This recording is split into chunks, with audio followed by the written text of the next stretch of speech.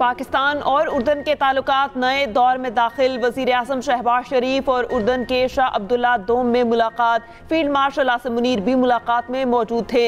मुलाकात में दो तरफा ताल्लुकात को मज़ीद गहरा करने पर जोर। इक़्तिसादी, तिजारत, सरमायाकारी, सेहत, साइंस और टेक्नोलॉजी और तालीम में ताउन बढ़ाने का अज़्म। स्ट्रेटेजिक और इक़्तिसादी ताल्लुकात को फ़रोग़ देने पर इत्तेफाक। शर्मुल शेख गज़ा अमन मुआहिदे के तहत 8 अरब इस्लामी ममालिक के साथ रवाबित बढ़ाने पर इत्तेफाक। अफगानिस्तान और भारत के हवाले से पेशरफ्त से शाह अब्दुल्ला को आगाह किया गया। मुफाहमती याददाश्तों के तबादले में मीडिया, सकाफत और तालीम के शोबे शामिल। पाकिस्तानी फ़ज़ाई हदूद में आमद पर पाक फ़िज़ाइया के तैयारों ने शाही तैयारे को हिफाजती हिसार में ले लिया। वज़ीर आज़म हाउस में गार्ड ऑफ ऑनर पेश किया गया।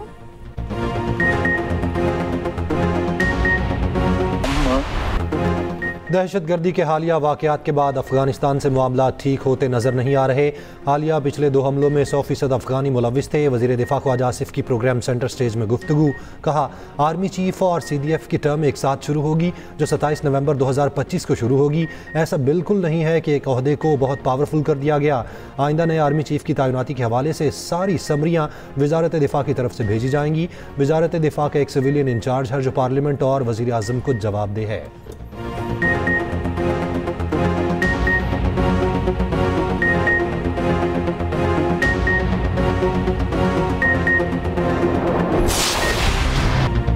बानी PTI के फैसलों पर बुशरा बीबी असरअंदाज होती थी। बरतानवी जरीदे दी इकोनॉमिस्ट बानी PTI की जिंदगी और बतौर हुक्मरान उनके फैसलों पर बुशरा बीबी का असर और रसूख सामने ले आया। सीनियर सहाफ़ी ओवन बेनेट जोन्स की रिपोर्ट के मुताबिक बुशरा बीबी अहम तकर्रियों, सरकारी फैसलों पर असरअंदाज होती थी।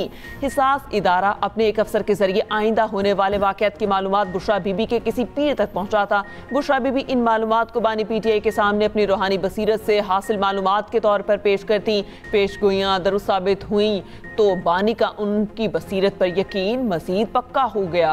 उन्हीं बातों से बानी PTI की फैसला साजी पर रूहानी मुशावरत का रंग गालिब होने की शिकायत पैदा हुई। नतीजतन बानी अपना इस्लाहाती एजेंडा नाफिज करने में नाकाम रहे।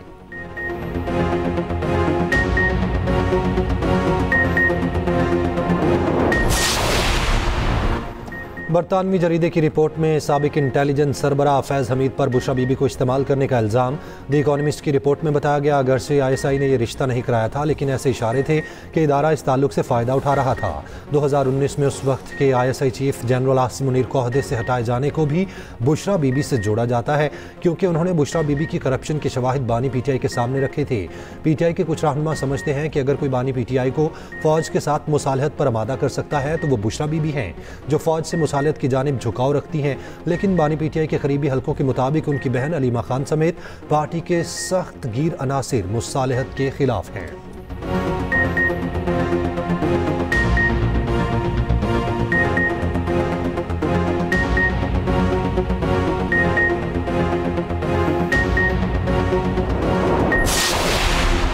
बानी PTI के ड्राइवर और घर के साबिक मुलाजमीन ने दावा किया कि बुशरा बीबी के आने के बाद घर में अजीबो गरीब रसूमात शुरू हुई, जैसे कि बानी PTI के सर के गिर्द कच्चे गोश्त का घुमाना, लाल मिर्च जलाना, रोज़ाना स्याह बकरे या मुर्गियों के सर कब्रिस्तान में फेंकवाना और कभी कभार जिंदा स्याह बकरे मगवाना शामिल था। बरतानवी जरीदे की रिपोर्ट के मुताबिक इलाके के कसाई ने भी ऐसे ऑर्डर्स की तस्दीक की। ताहम PTI के इन तमाम दावों को नाराज मुलाजमीन की फैलाई हुई कहानियाँ करार दिया गया।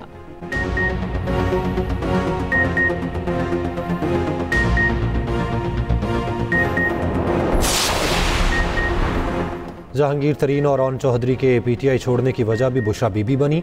द इकोनॉमिस्ट की रिपोर्ट के मुताबिक बुशरा बीबी के साबिक शोहर खावर मानिका के एक रिश्तेदार ने जहांगीर तरीन को बताया कि वो काला जादू करती हैं। रिपोर्ट के मुताबिक कुछ अरसे बाद एक दावत में जहांगीर तरीन से मुलाकात के दौरान बुशरा बीबी ने खुद जहांगीर तरीन से कहा उन्होंने सफ़ेद कपड़े इसलिए पहने हैं ताकि उन्हें काले जादू वाली औरत ना समझें। जहांगीर तरीन ने कहा कि उन्होंने उसी रात समझ लिया था कि PTI में उनका मुस्तकबिल नहीं और बाद में पार्टी छोड़ दी। ऑन चौधरी भी इसी वजह से ज़ेर आताब आए। बानी ने उन्हें हल्फ बर्दारी से चंद घंटे पहले पैगाम भेजा कि बुशरा बीबी ने ख्वाब में देखा है कि अगर वो तकरीब में मौजूद हों तो वो शरीक नहीं होंगी और अगले दिन ऑन चौधरी को ओहदे से हटा दिया गया।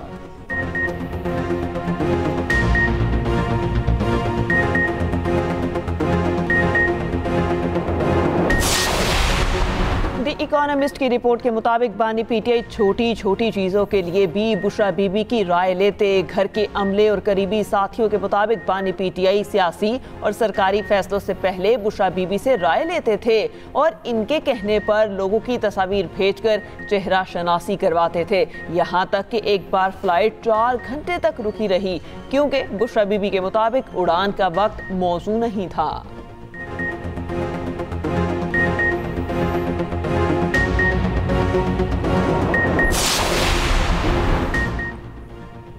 द इकोनॉमिस्ट की रिपोर्ट की शरीक मुसन्निफा बुशरा तस्कीन का कहना है, बुशरा बीबी की स्टोरी पर काम किया तो जो मालूमात मिली वो बहुत हैरान कुन थी। बुशरा बीबी ने रूहानियत का लबादा उड़ रखा था, इसलिए वो बानी पीटीआई पर असरअंदाज हुई। मुसन्निफा का कहना है, बानी ने अपने सियासी वादों पर अमल नहीं किया था, उनकी सियासत में इस्टेब्लिशमेंट का मरकजी किरदार रहा।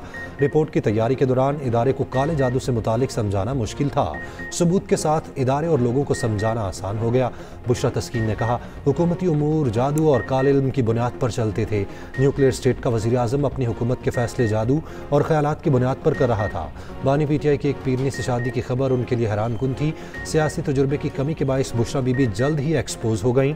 बुशरा बीबी के पास कोई ताकत होती तो पीटीआई और बानी पीटीआई का वो हाल ना होता जो हुआ।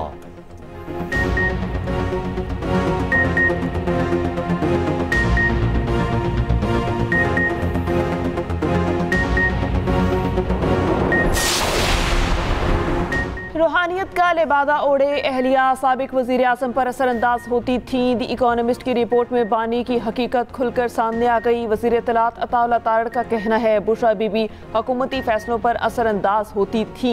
बनी गाला को उन्होंने मनी गाला बना रखा था। हनीफ अब्बासी ने कहा, बुशरा बीबी जाली पीरनी का किरदार अदा कर रही थी। पीटीआई के हामी ये आर्टिकल बार बार पढ़ें, जो बातें हम सुनते थे आज वो आर्टिकल में छपी हैं। वज़ीर मुमलिकत दाखिला तलाल चौधरी का कहना है, बुज़दार से लेकर रहा मुहतों पर तकर्रियाँ जादू टूने से होती रहीं। जो हुकूमत कारकर्दगी के बजाय जादू टूने पर चले वो कैसे चल सकती है। राना सनाउल्लाह का कहना था, नफरत और इंतशार की सियासत ने मुल्क को नुकसान पहुँचाया। बानी पीटीआई के दौर में सियासी मुखालिफिन को इंतकाम का निशाना बनाया गया।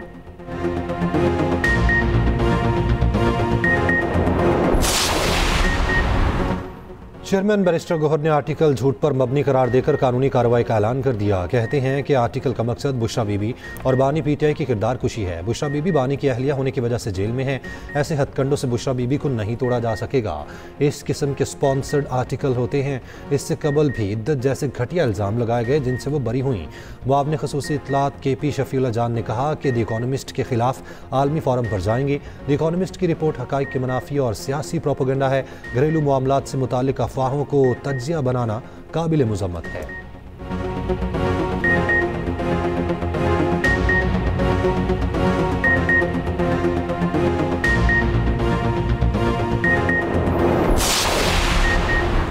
वज़ीर मुमलिकत बराए ओवरसीज़ पाकिस्तानीज़ ओन चौधरी ने द इकोनॉमिस्ट के आर्टिकल को दुरुस्त करार दे दिया। कहा, शर्मनाक है कि वज़ीर आज़म फैसले बीवी से पूछ कर करते थे।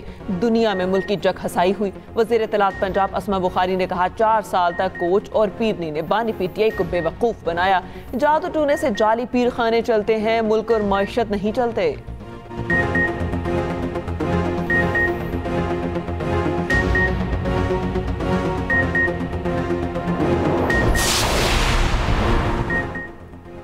पीपल्स पार्टी की रहनुमा शहरी रहमान ने कहा है कि बानी पर बुशरा बीबी के असर रसूख पर हैरान हूँ। किसी की ज़ाती ज़िंदगी पर बात करना अच्छा नहीं लगता। ये हैरान कुन है कि गैर मुंतखब बंदा मुल्क के फैसले कर रहा था।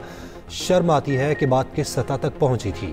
सीनियर सूबाई वज़ीर शर्जील मेमन ने कहा कि रिपोर्ट से बहुत सी चीज़ों की तस्दीक हुई।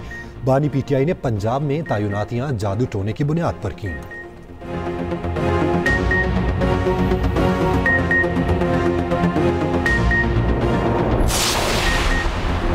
वज़ीर आज़म शहबाज शरीफ की ज़ेर सदारत टैक्स निज़ाम इस्लाहात का हफ्तावार जायज़ा इजलास। शहबाज शरीफ ने कहा, टैरिफ इस्लाहात के मस्बत नताइज हुकूमती माशी पॉलिसीज़ की कामयाबी का सबूत हैं।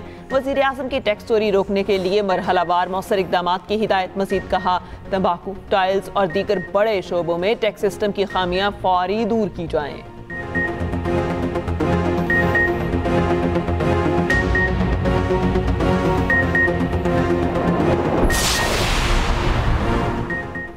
लाहौर हाई कोर्ट के जस्टिस शम्स महमूद मिर्ज़ा मुस्ताफ़ी। इस्तीफ़े में लिखा, 27वीं तरमीम के बाद मेरा ज़मीर जज के तौर पर काम जारी रखने के लिए माइल नहीं। लाहौर हाई कोर्ट के जज की हैसियत से अपना इस्तीफ़ा देता हूँ। वो लाहौर हाई कोर्ट की इंतज़ामी कमेटी के मेंबर थे। जस्टिस शम्स महमूद मिर्ज़ा ने 2028 में रिटायर होना था।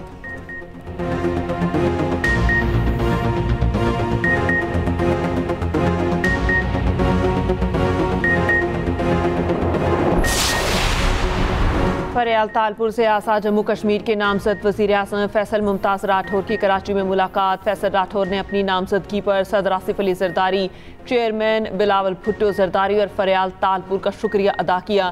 फरियाल तालपुर ने फैसल मुमताज़ राठौर को आज़ाद कश्मीर की आवाम, खुसूसन नौजवानों की तरक्की और बहबूद के लिए जामे मनसूबाबंदी की हिदायत की।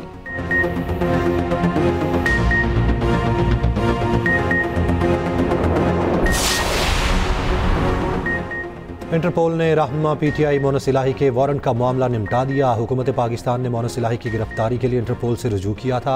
इंटरपोल ने मामले का जायजा लेने के बाद हतमी फैसले का ऐलान किया। Secretary general international criminal police organisation की जानिब से बाज़ाब्ता लेटर जारी कर दिया गया।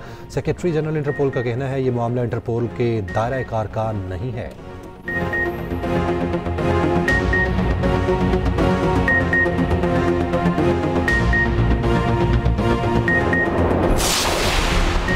पाकिस्तान तेजी से उभरती हुई मईशतों में शामिल है। पाकिस्तान को मौसमियाती तब्दीली जैसे बड़े चैलेंजेस दरपेश हैं।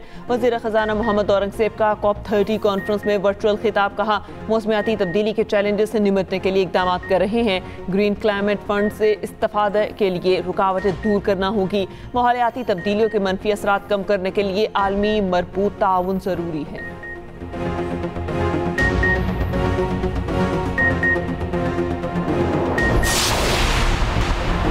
अमेरिका की गजा के लिए नया तकसीम मंसूबा पेश करने की तैयारी। बरतानवी अखबार द गार्डियन के मुताबिक गजा को 2 जोन्स में तकसीम किया जाएगा। ग्रीन जोन में तामीर नौ इसराइली और बैन अल-अक़वामी निगरानी में होगी। रेड जोन में ज़्यादातर फ़लस्तीनी बेघर मौजूद, वहाँ तामीर नौ की मनसूबाबंदी नहीं। बैन अल-अक़वामी अमन फ़ौज इब्तदाई तौर पर सिर्फ ग्रीन जोन में तैनात होगी।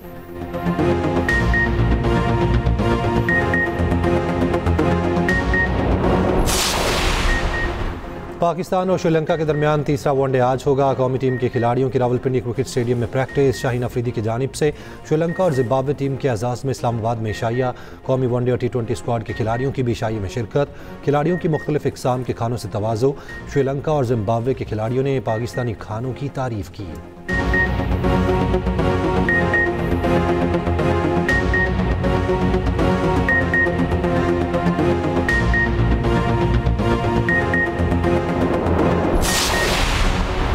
साबिक कप्तान वकार यूनुस आज 54वीं सालगिरह मना रहे हैं। बुरेवाला एक्सप्रेस कहलाए जाने वाले वकार यूनुस ने 1989 में क्रिकेट करियर का आगाज किया। वसीम अकरम के साथ 2W जोड़ी ने बल्लेबाजों को मुश्किल में डाला। 87 टेस्ट और 262 एक रोज़ा मैचेस में 789 विकेटें हासिल की।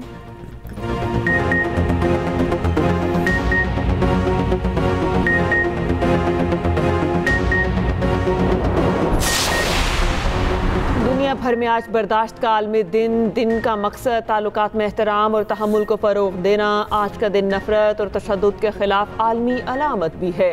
बर्दाश्त माशरती अमन और हम आहंगी की बुनियाद है।